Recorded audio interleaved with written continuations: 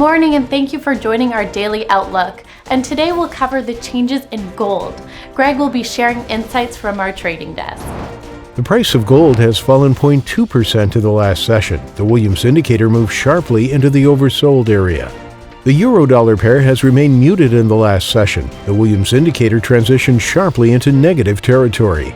The sterling-dollar pair has lost 0.8% in the last session. The ultimate oscillator has heated up and is currently negative.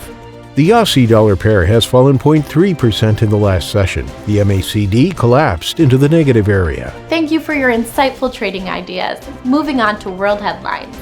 The S&P 500 and Dow Industrials climbed as investors bet that new fiscal spending will offer aid to consumers and small businesses. Vald, formerly called Bank of Hodlers, raised $2 million in a round led by Pantera Capital to expand its crypto banking platform.